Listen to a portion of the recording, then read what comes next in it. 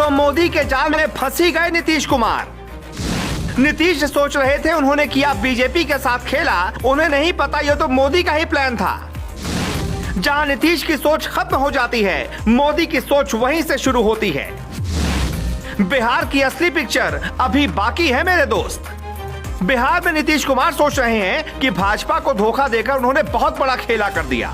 सोच रहे हैं कि दुनिया जीत ली, लेकिन उन्हें शायद नहीं पता कि वो तो भाजपा के बुने जाल में फंस गए। भाजपा तो चाहती ही यही थी कि नीतीश कुमार उसका साथ छोड़कर फिर से तेजस्वी और कांग्रेस का हाथ पकड़ लें। किसी ने बिल्कुल ठीक कहा है, विरोधियों की सोच जहां खत्म होती है, मोदी की वहीं से शुरू होती है। नीतीश कुमार ने भाजपा का साथ छोड़कर वापस से आरजेडी कांग्रेस का हाथ थामा तो लोगों को लगा ये तो भाई भाजपा के लिए बड़ा झटका है, ये तो मोदी के लिए बड़ा झटका है। लेकिन लोगों को शायद इसके पीछे की असली कहानी ही नहीं पता। वो कहानी हम आपको बताते हैं, एक एक करके समझाते हैं कैसे नीतीश कुमार मोदी और शाह के बुने जाल में फंसते चले गए। जाल नंबर 1, जानबूझकर भाजपा ने नीतीश पर बनाया अलग होने का दबाव।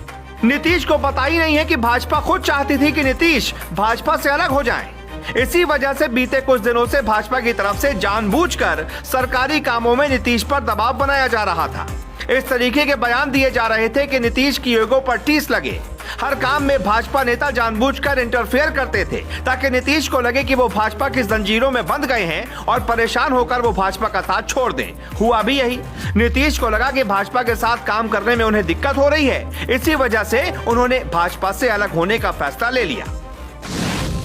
जाल नंबर 2, पटना में रहने के बावजूद नीतीश से नहीं मिले शाह नड्डा।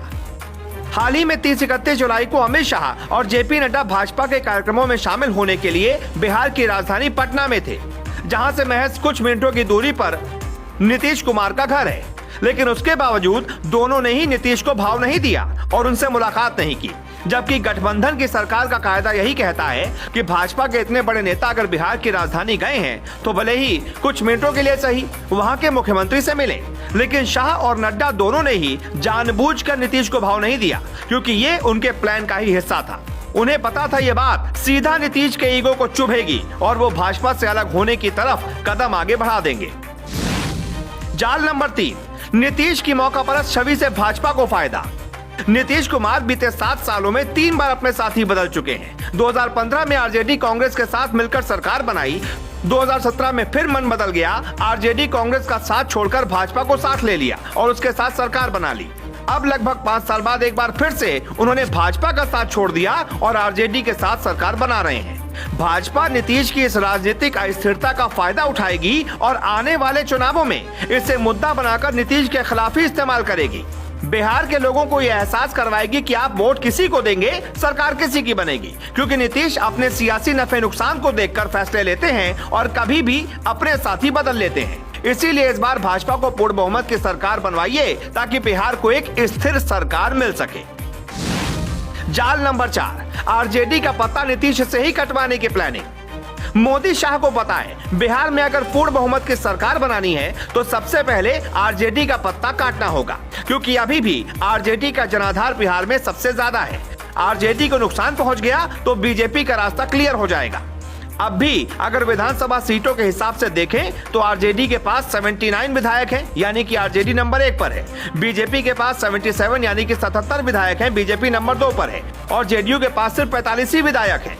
यानी अगले चुनावों में भाजपा को आरजेडी से कम 30 सीटें और जेडीयू से महज 10 सीटें छीननी है। इतने में ही उसकी पूर्ण बहुमत की सरकार बन जाएगी। इसीलिए बीजेपी चाहती थी कि नीतीश और तेजस्वी मिलकर सरकार बना लें ताकि दोनों की राजनीतिक महत्वाकांक्षाओं का टकराव हो, और ये टकराव तभी होगा जब दोनों साथ मिलकर सरकार चलाएंगे।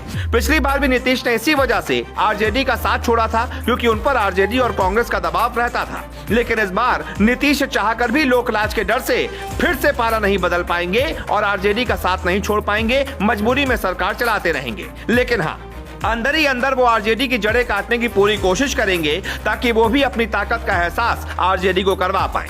बस मोदी शाह को भी यही चाहिए। बचपन में आपने 2 बिल्लियों की लड़ाई वाली कहानी तो सुनी होगी, जिसमें बंदर यानी कि तीसरी पार्टी का फायदा हो जाता है। बिहार में भी यही होने वाला है। बस आगे आगे देखिए होता है क्या। मोदी और शाह को समझ पाने में नीतीश जैसों को अभी 7 जन्म और लेने पड़ेंगे।